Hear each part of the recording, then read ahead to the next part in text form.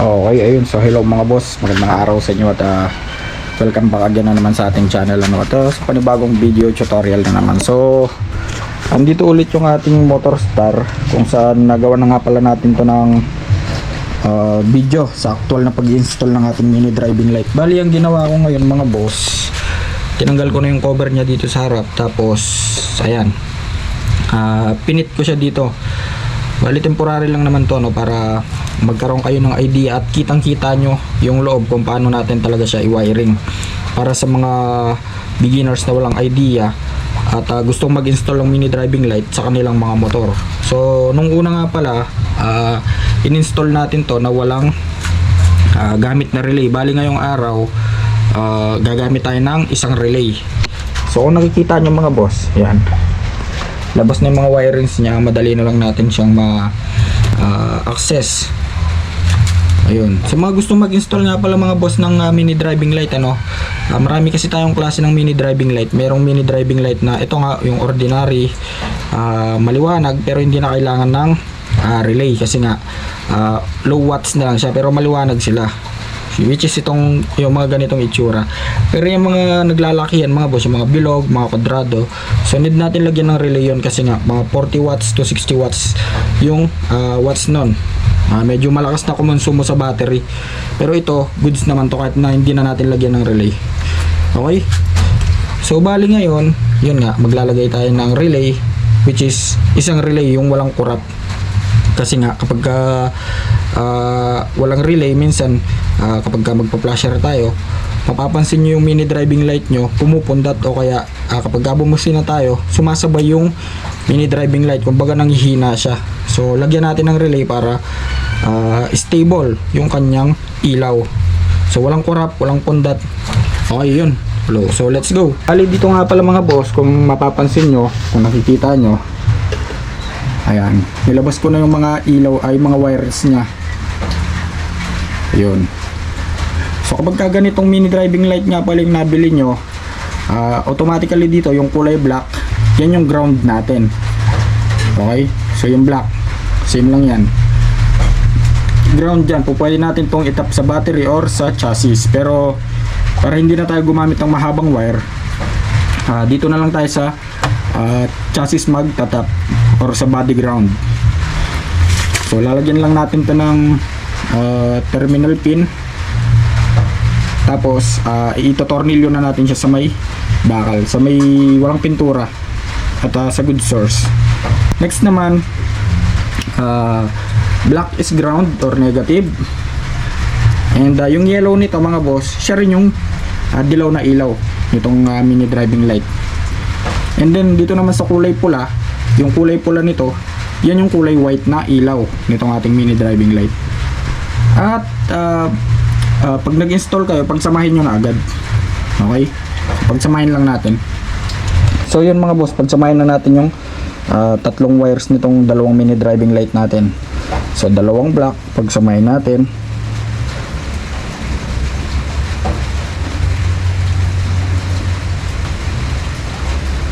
Dalawang red.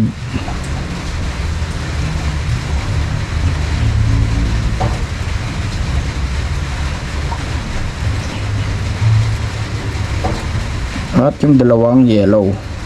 So bali ganyan yung magiging setup niyan mga boss. Tapos yung black, hahanap tayo ng good source kahit saan dyan, basta good source, magandang tornilyohan. So palagay ko dito na lang sa may tornilyohan ng kanyang busina. Yan, so palagay ko dito na lang.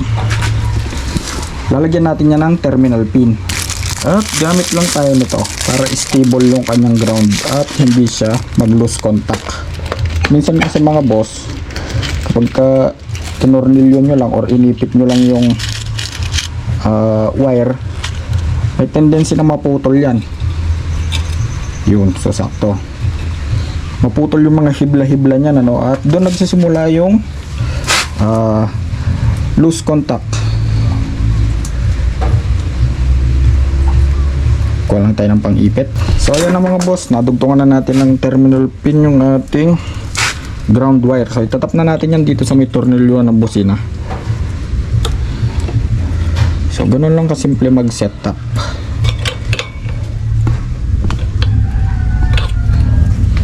Okay, so natap na natin mga boss yung ground ng ating mini driving light dito sa may chassis. Ayan, so nilagyan natin ng terminal pin, tapos tinornilyo natin dito sa may tornilyoan ng busina.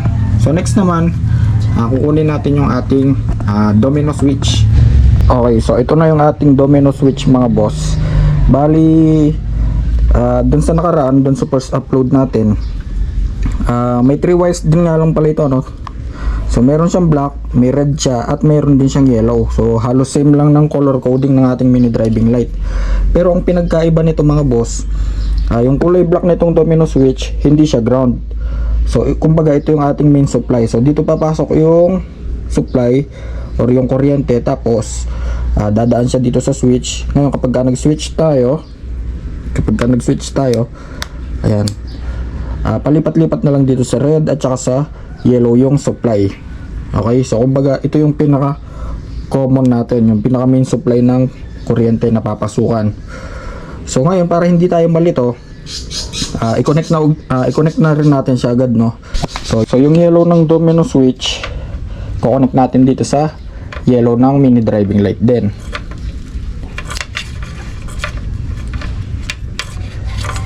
At the same time, yung red ay sa red din.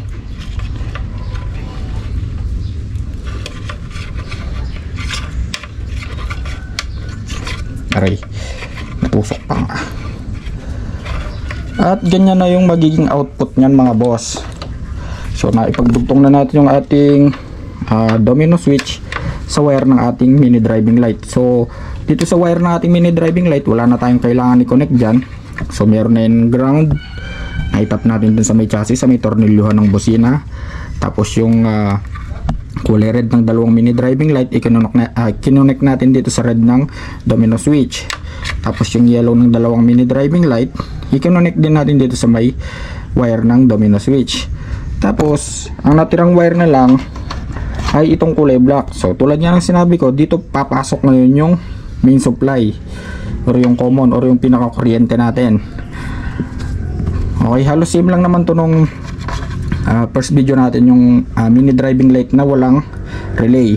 So bali ganito yung magiging setup nyan. Kapag ka ito i-connect natin dito mga boss sa may accessory wire sa susian, dito sa may ignition switch, yan, magkakaroon na yan ng supply. For example dito, take note nga pala mga boss, kapag ka yung susian nyo 4 wires, usually sa mga Honda, sa mga China na motor, halos 4 wires yan. Merong kulay black dyan, merong kulay black na may stripes na white, merong pure red, at merong kulay green. So yung green dyan, ground, para yan sa ating ignition system. Tapos yung red, nanggaling yan sa battery. Tapos ito namang black na may stripes na white, papunta yan sa CDI. So bali dito tayo magko-connect mga boss sa may kulay pure black. Okay, so wag lang tayong malilito kasi yung red may supply din yan. Ang kinaibahan lang, kapag dito kayo nagtap sa kulay red, hindi siya mapapatay ng susian or ng ignition switch. Kumbaga kahit naka-off na yan, may supply pa rin to, kasi nga direkta na to sa battery. Ngayon yung source na galing sa battery, pag pumasok na yun sa susian, lalabas na yan dito sa may accessory wire, which is itong kulay pure black. So yan yung kontrolado ng ating susian ngayon. Kaya kapag ka nag-install kayo ng mini driving light na walang relay, so dyan kayo magko-connect. Ayan, for example, ayan, ko-connect natin ngayon yan, yung black ng ating domino switch na wire, ko-connect natin sa black na wire din ng ating ignition switch. So for example, i-connect natin. Ayan. So iilaw na ngayon yung ating mini driving light mga boss pagka sinusi natin. Okay, yun, so umilaw.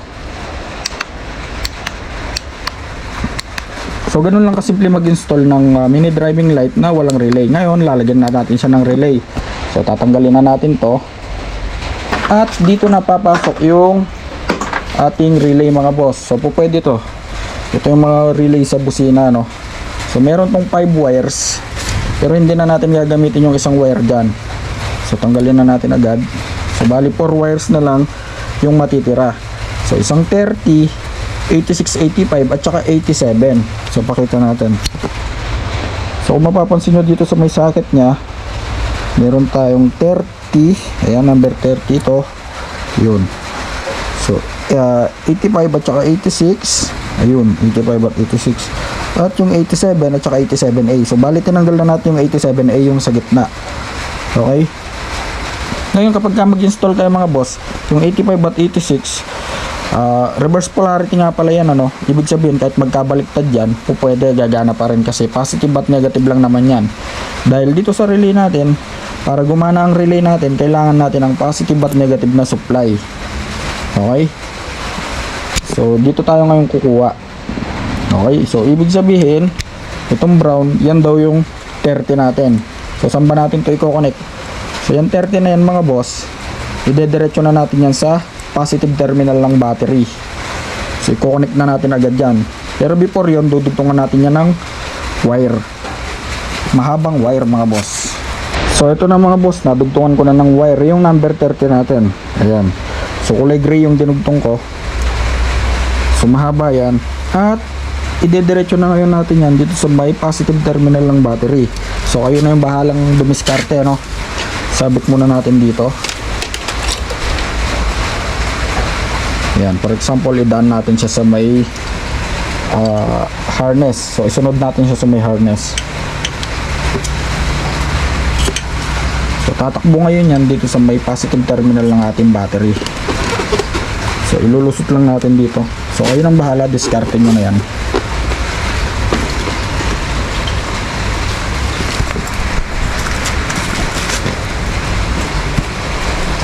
So yun.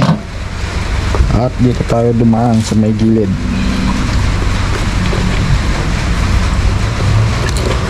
So nalusot natin mga boss, ano. Then bago nyo siya i-connect mga boss, kailangan meron siyang fuse for safety. So bili kayo ng fuse holder, syempre with fuse 10 amps to 15 amps. So doon lang kayo mag pipili. So i-connect na natin ngayon yung fuse natin dun sa mahabang wire. Okay, so ito na siya mga boss. So dito naman sa fuse, kahit alin yung i-connect nyo dyan, kahit magkabaliktad dyan, pwedeng ganyan, pwedeng ganyan. So okay lang yan, wala namang kaso doon. Okay.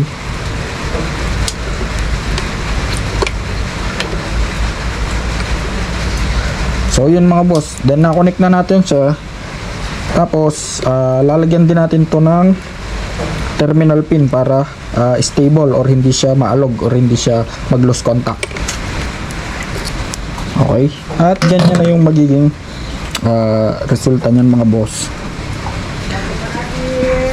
Yung kabilang wire, dinugtungan natin ng pin at yan yung itatap natin sa positive terminal ng battery.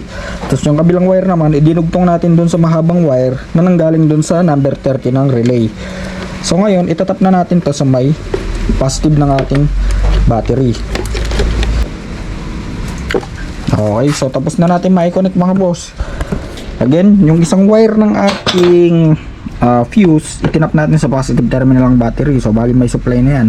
Tatawid ngayon yan sa fuse for safety, para kapag ka nag-spark doon, mapuputol lang yung fuse. So dahil buo yung fuse, tatawid yan dun sa kabila. Yan sa kabilang wire. Tatakbo ngayon dito sa tinap nating wire na may 30 ito sa kulay gray. So tatakbo na ngayon yan dito. At dito na siya lulusot sa may relay natin. So ibig sabihin may supply na yung ating relay. Okay. So ibig sabihin may supply na ito. Ngayon hahanapin natin yung domino switch natin. So ito yung domino switch.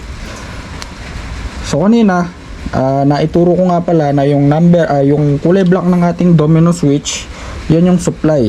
Okay? Ng ating domino switch. So diyan papasok. Ngayon ang i-connect natin diyan mga boss, yung 87 ng ating relay. So yan, which is itong kulay orange. So yung black ng domino switch, i-connect natin sa 87 ng ating relay. Okay? So imagine from battery, ayun, from battery, positive terminal ng battery, Yan, sa may gray wire, papasok sa may brown, number 30. Lalabas na ngayon dito sa orange, papunta sa may domino switch natin. So, ang kailangan na lang natin, positive at negative. So, sabihin na natin itong kulay green, yan yung negative natin. Okay? Yan yung negative or ground. At yung kulay violet, yan yung positive. Okay? So, yung violet na yun mga boss, hanap tayo ng supply. So kanina, itong kulay black ng domino switch, itinap natin dito sa may accessory wire. Umandar. Ngayon, ang itatap natin dyan is itong 86, which is itong kulay violet ng ating relay. So itap natin ngayon dyan sa accessory wire mga boss. Ayan. Yun. So natap na natin yung positive ng ating relay, which is itong 86. So ground na lang ang kulang. So para hindi na tayo mahirapan, may ground naman yung ating ignition switch, which is itong kulay green na may bakbak na rin or may talop na. So dyan na rin natin i-connect. Pero po pwede rin sa chassis yan mga boss, katulad lang ng mini driving light. So na-i-connect na natin yung ating relay, at the same time yung domino switch at yung ating mini driving light. So natapos na nating mawiringan. Again, ulitin ko, nag-connect tayo ng fuse dito sa positive terminal ng battery. Yun siya. Yun. Tapos dinugtungan natin ng wire, which is itong kulay gray, na tumakbo naman sa number 30 ng ating relay. Okay?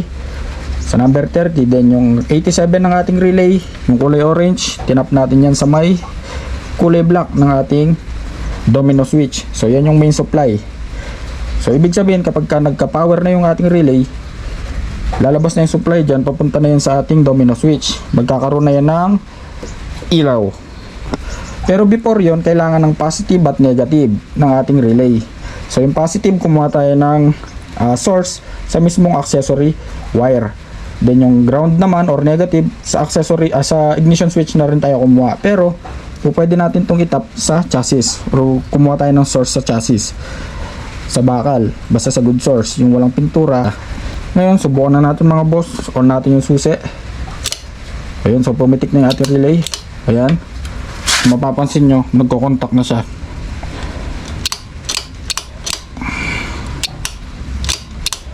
Yun. So ngayon, kapag pinindot natin itong ating domino switch, magkakaroon na ng ilaw yan. So yan yung one relay setup na tinatawag mga boss, which is napaka-stable niyan. Kahit na magbusina tayo, mag-flasher tayo, hindi yan kukurap. So ganun lang kasimple mga boss yung wiring ng ating mini driving light na gamit ang isang relay. Ayun, so napailaw natin. So ganun lang kasimple.